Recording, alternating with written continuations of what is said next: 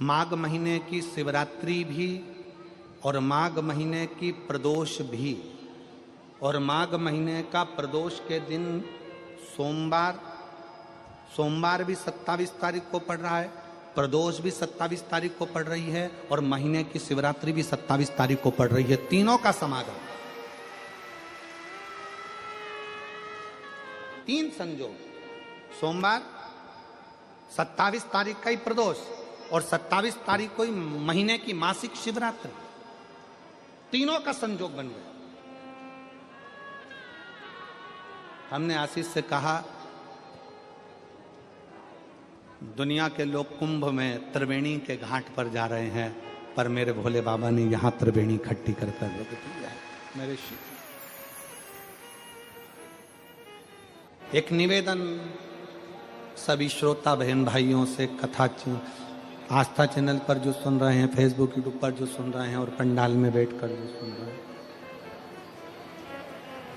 जिस दिन दिल से हारो ना,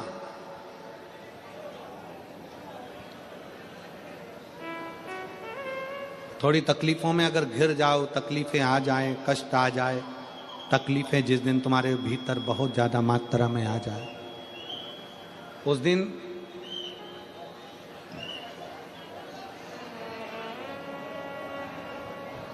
तीन बेलपत्र,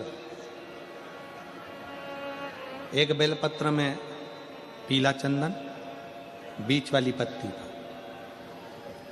जिस दिन तुम्हें लगे कि मैं बहुत दुखी चल रही हूं और मेरा काम हो ही नहीं रहा, बहुत तकलीफ की जिंदगी चल रही है, कोई हाथ पकड़ने वाला नहीं है, कोई संभालने वाला नहीं है और बहुत तकलीफ हो रही है, बहुत तकलीफ। उस समय पर एक बेलपत्री के बीच वाली पत्ती पर पीला चंदन, दूसरी पत्ती पर लाल चंदन और तीसरी पत्ती पर 11 चावल गीले, पानी में उसको थोड़ा सा भिगो लें या धो लें, 11 चावल गीले शिव जी की उस पत्ती पर रखें। सबसे पहला पीला चंदन का बेलपत्र, दूसरे नंबर पर लाल चंदन का बेलपत्र, तीसरे नंबर पर जो 11 चावल आपने धोकर रखे हैं वो हाथ की हथेली में रखना है, और हाथ की हथेली में रखकर अपनी कामना कर कर भगवान शंकर से विनय कर कर पंचाक्षर मंत्र नमः शिवाय या षडाक्षर मंत्र ओम नमः शिवाय या श्री शिवाय नमस्तुभ्यम बोलकर उस बेलपत्र पर सीधे हाथ में रखकर उल्टे हाथ का स्पर्श कर कर बाबा से अपने मन के भाव कहकर शंकर के शिवलिंग पर उसे समर्पित कर दीजिए। एक ही लोटा जल, जहां से जल बहता है अशोक सुंदरी वाली जगह, एक ही लोटा जल, जहां से जल बहता है उस जल बहने वाली जगह पर 3 बार उस जल को अपनी कामना कर कर श्री शिवाय नमस्तुभ्यम या पंचाक्षर मंत्र या षडाक्षर मंत्र बोलकर 3 बार उस स्थान पर गिरा दीजिए। गिराने के बाद में बाबा से विनय कर कर अक्षत वाली जो बेलपत्र है, एक बेलपत्र और एक अक्षत उसमें से अपने लिए लेकर आ जाओ, उसको 2 महीना 3 महीना अपने घर में रखिए। जितना भी दुख है धीरे धीरे बाबा समाप्त कर कर खुशियां घर में लेकर आता ही है। दुख समाप्त होगा, खुशियां घर में आएगी जरूर। ये आज जो शंकर के शिवलिंग की आराधना करेगा, पूजन करेगा, उसके घर में 2 देवियां सदा सदा विराजमान रहेंगी।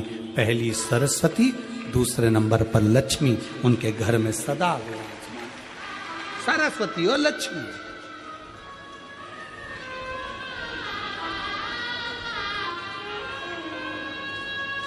एक देवी का फूल होता है, शायद मुझे उम्मीद है कि आप सब जानते होंगे। एक देवी का फूल होता है जिसको जायसोन या गूलर का फूल भी कहते हैं, घंटी वाला फूल भी कहते हैं, लाल कलर का होता है। काय का बोलते हैं इधर? गुड़ल, गुड़र का फूल, जायसवान का फूल लाल कलर का होता है, जिसमें घंटी निकली रहती है एक छोटी सी, उसमें पीले पीले पीले पीले ताने रहते हैं।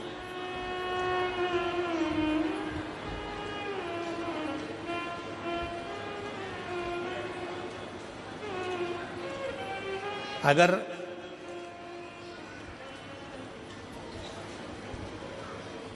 मान लो कोई बेटा बेटी, कोई लड़का लड़कियां, कोई बेटा बेटी, नवयुवक बच्चे या बहुएं या कोई अन्य व्यक्ति भी कोई कार्य चालू कर रहा है, मान लो कोई कार्य आप चालू कर रहे हैं, एजुकेशन के लिए बढ़ रहे हैं, या आपने कोई लक्ष्य बनाया है कि मुझे इस कंपटीशन एग्जाम में बैठना है, इस कंपटीशन एग्जाम में बैठना है और मेरा इसमें पास होना जरूरी है,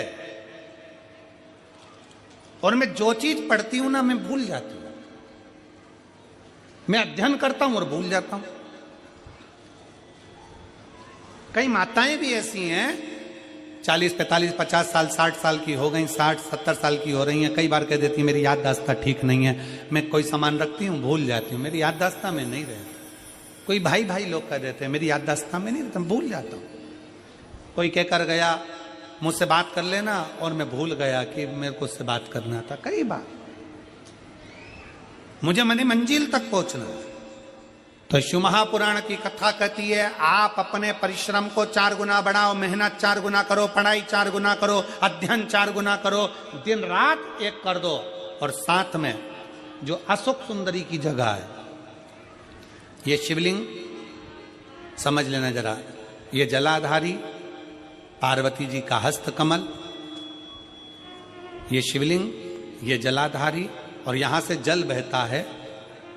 राइट में गणेश जी, लेफ्ट में कार्तिकेय जी, और बीच में जम के बोलो जरा अशोक सुंदरी, ये बीच की जगह। जो घंटी वाला फूल होता है जिसको आप लोग जायसवान बोले कि आपके क्षेत्र में गुलर बोले, देवी जी को चढ़ता है, देवी जी का अति प्रिय पुष्प है, माता रानी का वो लाल पुष्प अति प्रिय।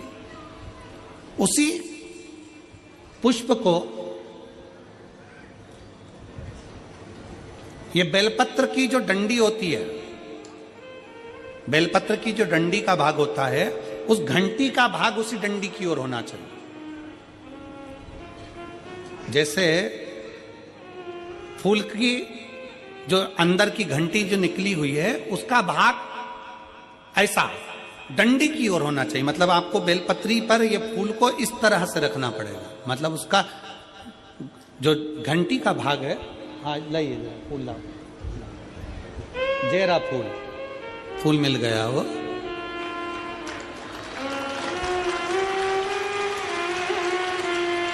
फूल मिल गया। भारत में फूल जल्दी मिल भी जाता है, मिल गया। अब ये फूल और इस फूल की जो घंटी का भाग है वो इस डंडी की ओर हो, हमारे डंडी के साइड।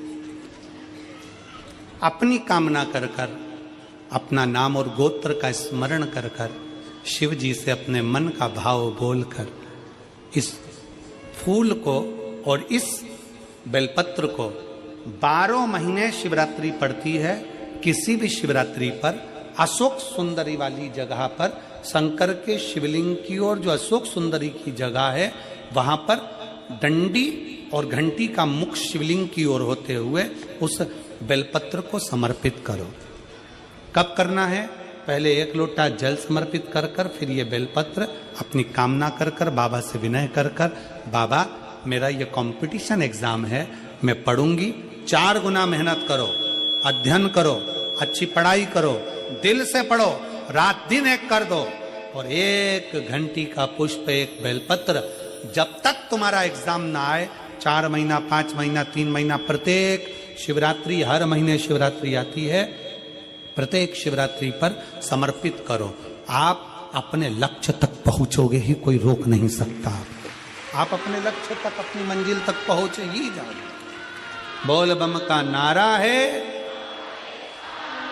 बेटा बेटियों का विवाह नहीं होता, उन बेटा बेटियों के लिए मान लो अगर कोई ग्रह ऐसे हो गए कि भाई संबंध टूट गया और संबंध टूटने के बाद तलाक हो गया, होने के बाद दूसरा विवाह ही नहीं हो रहा, संबंध टूटने के बाद मंगल विवाह दूसरा हो ही नहीं रहा, तो प्रयास करिएगा।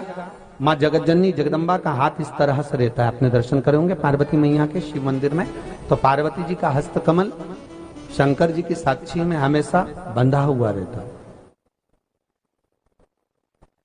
शिव की साक्षी में।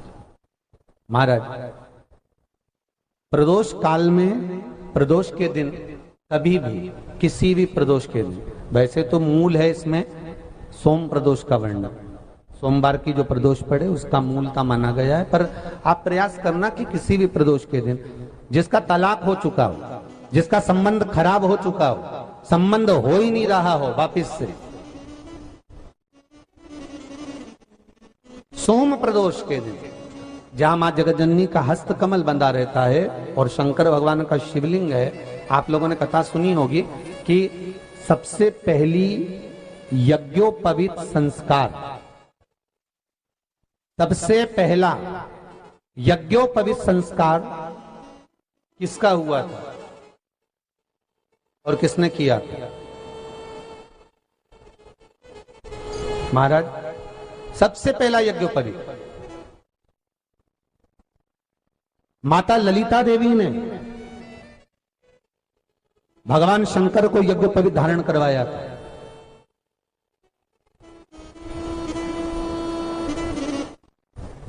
मां ललिता देवी ने सूत्र बनाकर अपने हस्त कमल से भगवान शंकर के सम्मुख में बिठाकर भोलेनाथ जी के हस्त कमल से स्वतः सूत्र बनाया था। भगवान शंकर प्रसन्न हो गए थे, बहुत प्रसन्न भोलेनाथ जी, इसलिए शंकर भगवान ने ललिता देवी को 2 वर दिए थे, एक किसी का अश्रु नहीं देखूंगा, दूसरा जो यज्ञोपवीत समित समर्पित करेगा, यज्ञोपवीत का भाव जो मुझे देगा उसके जीवन में बाधाओं को हर लूंगा। इसलिए आज भी हिंदू धर्म में देवताओं को जो यज्ञोपवीत चढ़ाया जाता है वो उलझा हुआ नहीं होना चाहिए। देवताओं को जो यज्ञोपवीत चढ़ता है उसको सुलझा कर चढ़ाया जाता है, समर्पित करेगा। अब कई विद्वान ब्राह्मण ऐसा कैसे यज्ञोपवीत में हल्दी लगाकर छोड़वा देते हैं, परंतु वो उलझा हुआ रहता है, वो सुलझा हुआ अगर चढ़ाएगा तो जो जजमान पूजन कर रहा है, जो जजमान पूजन में लगा हुआ है, उसको पूर्ण फल की अनुभूति हो, पूर्ण फल का प्राप्ति हो और ब्राह्मण भी बंधन से मुक्त हो। ललिता देवी जी तो हमारे यहाँ भौम सोमवार का जो प्रदोष हो, उस प्रदोष के दिन जिसका मंगल विवाह नहीं हो रहा है, सारी तकलीफें झेल रहे हो, बहुत कष्टप्रद हो, तो माँ का जो हस्त कमल है, उस हस्त कमल से लेकर शंकर भगवान के शिवलिंग तक एक कच्चे सूत की धार बनाई जाती है। महाराज 6 धार कच्चे सूत की बनाई जाती है। यहाँ शंकर भगवान का शिवलिंग है, यहाँ माता का हस्तकमल है, हस्तकमल से चालू होकर शिवलिंग, शिवलिंग से चालू होकर हस्तकमल, ऐसी 6 धार बनाई जाती है माता। और धार बनाकर उस धार पर माखन का लेपन किया जाता है भगवान शिव को। जैसा ललिता माता ने भगवान शंकर से वर प्राप्त करा था, उसी तरह फिर उस लेपन को लगाने के बाद उसको उतारकर उसी को लपेटकर शंकर भगवान पर उसको चढ़ा दिया जाता है, मात्र अपनी मंगल विवाह की कामना कर कर। अगर कोई कुंवारी अवस्था में कर रहा है तो उसमें हल्दी लगाए, और अगर कोई शादी होने के बाद, संबंध टूटने के बाद दूसरी शादी के लिए कर रहा है तो उसमें हल्दी ना लगाए, बस इतना अंतर रहता है।